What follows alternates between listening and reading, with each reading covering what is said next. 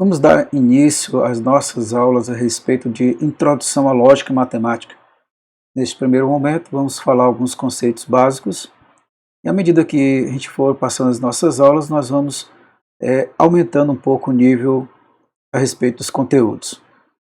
A gente começa falando aqui a respeito das proposições, onde todo conjunto de palavras ou símbolos que exprimem um pensamento de sentido completo é chamado de proposição.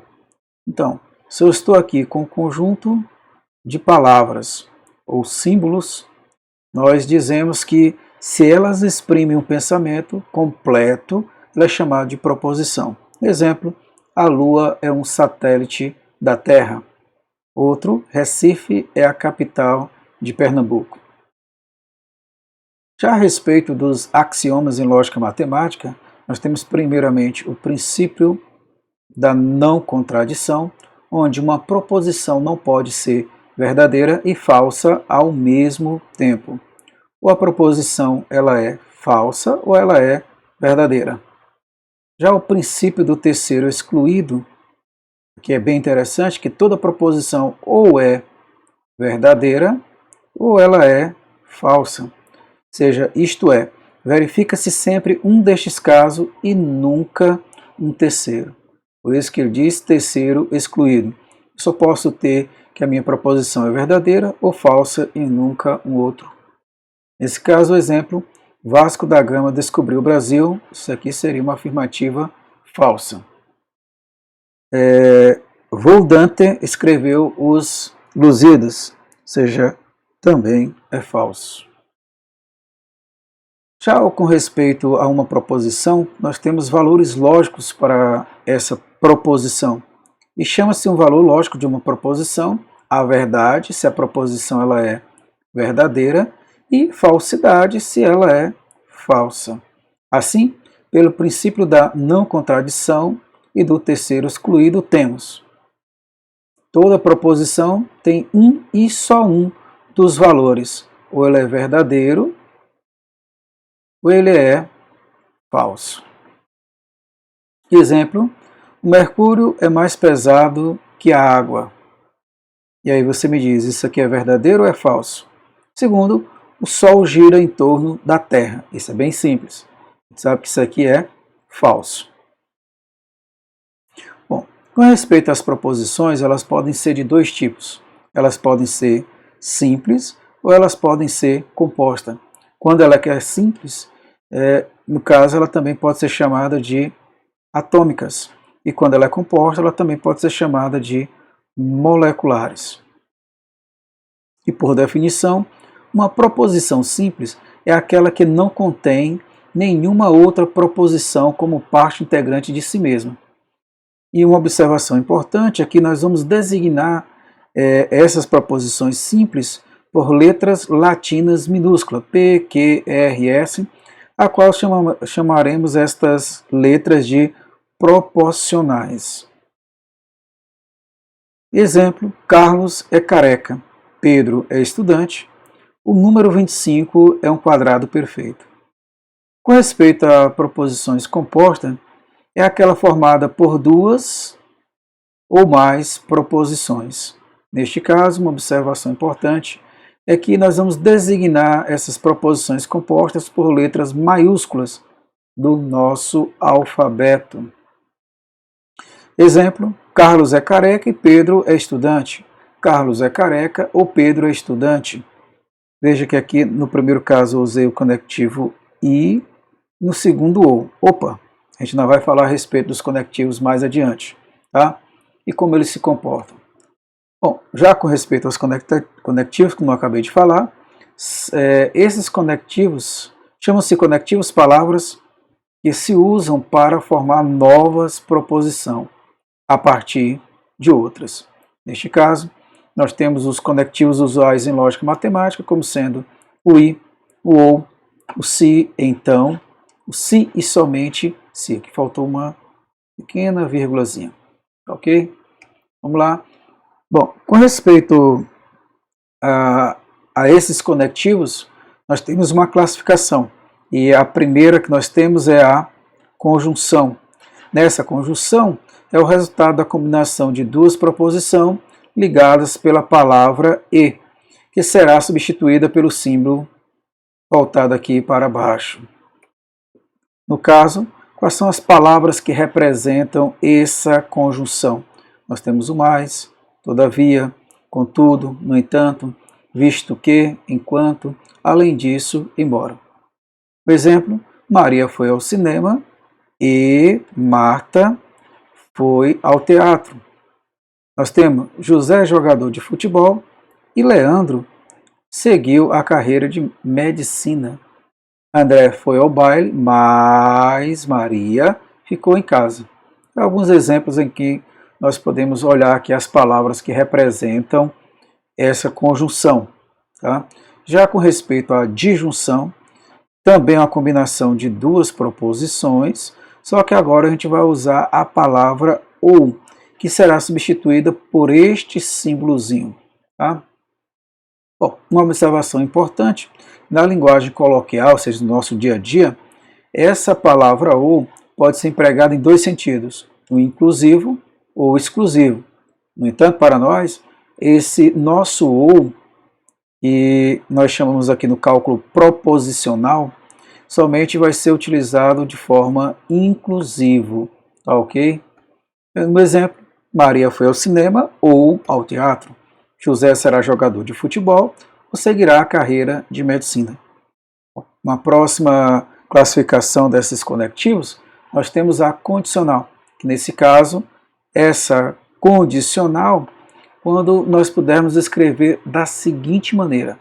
Bom, se temos a proposição 1, então nós temos a proposição 2. Essa proposição 1 é chamada de antecedente e a proposição 2 é chamada de consequente.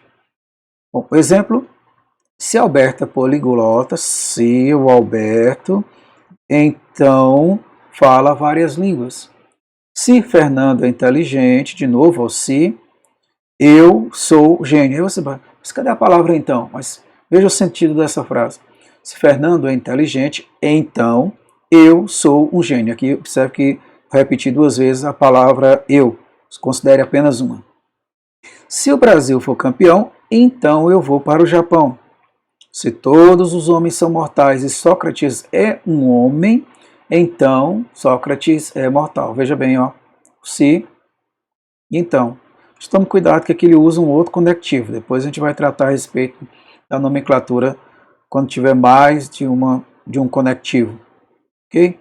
Nós temos a bicondicional, onde toda proposição composta será formada por duas proposições que podem ser colocadas da seguinte forma. Nós temos a proposição 1, se e somente se a proposição 2. O símbolo que nós vamos utilizar, ó, P, se e somente se que. Por exemplo, ganharás o dinheiro se e somente se completares o trabalho. Só haverá diminuição da violência se a educação for prioridade governamental. Observe que aqui ele utiliza o só e o se. Também pode ser uma representação para se e somente se. E por último, nós temos a negação. Esse conectivo não liga duas proposições, mas simplesmente nega a afirmação da proposição que o precede. O símbolo que nós vamos usar seria esse tiozinho. Luiz não recebeu o pagamento na data prevista. Qual seria a negação? Luiz recebeu o seu pagamento na data prevista. Bom, nós temos aqui a formalização. Muitas vezes você tem uma leitura em nossa língua usual e queremos transcrevê-la para símbolos. Neste caso, nós chamamos o processo de formalização. E que consiste em quê? Em converter um conjunto de proposições interligadas em uma estrutura composta de letras proposicionais, conectivos lógicos e símbolos de pontuação. Isso é a nossa formalização. Os símbolos. Bom, as letras proposicionais podem ser o quê? As maiúsculas latinas, essas também pode ser um P1, P2, um P3, letras minúsculas, e eu tenho também P1, P2 minúsculos. Os conectivos proposicionais, nós temos a negação, nós temos a conjunção, nós temos a disjunção, a condicional simples, a bicondicional e também temos os parênteses. Bom, as regras de pontuação. Bom, cada parênteses aberto ele tem que ser fechado, não esqueça desse pequeno detalhe. Abriu um parênteses, você também vai fechá-lo. Os internos à expressão procedem os mais externos. E a ordem de prioridade é negação, depois você tem a condicional simples e a bicondicional. Um exemplo com respeito a essa formalização, nós temos aqui, se tomarmos café ou comermos algo, chegaremos atrasados à conferência, mas se isso for um problema, é melhor despedirmos-nos agora. Ou seja, uma tradução aberta, tomarmos café, vou chamar de uma proposição P, comermos algo de C, chegaremos atrasados à conferência A, isto é um problema P, é melhor despedirmos-nos agora D. E, simbolicamente, seria o quê? Olha, você tem o tomar café ou comer algo, implica, ou podemos dizer, se isto acontece, então nós temos a proposição A. E se P, então D. Bom, ainda para completarmos esta aula, nesse primeiro momento, nós temos as tabelas verdades. Segundo o princípio do terceiro excluído, toda proposição simples P, ou ela é verdadeira, ou ela é falsa. Com relação às proposições compostas, temos o seguinte princípio. O valor lógico de qualquer proposição composta depende unicamente dos valores lógicos das proposições simples. Neste caso, componentes, ficando por eles univocamente determinado. Neste caso, com base nesse princípio, para aplicar na prática a determinação do valor lógico de uma proposição dada, recorre-se quase sempre ao dispositivo chamado tabela verdade. Veja que aqui eu tenho duas proposições, uma P e uma Q. Observe que o P foi colocado inicialmente, ele pode assumir o papel de verdadeiro ou de falso. Já o Q também é verdadeiro ou falso. E neste caso a gente tem uma regrazinha de como preencher essa tabela verdade. Ou seja, esses valores lógicos se alternam de 2 em 2 para o quê? Para a proposição P. Já para a segunda proposição Q, eles vão se alternar de 1 em 1. E neste caso nós temos os resultados verdade, verdade, verdade, falso, falso, verdade, falso, falso. E nesse caso são arranjos binários com reposição dos dois elementos, verdadeiro ou falso. E se nós voltarmos aqui, o que é que eu tinha aqui? Ó? Proposição P, de 2 em 2, verdadeiro e falso. Já o Q, alternando de 1 em 1. Ok?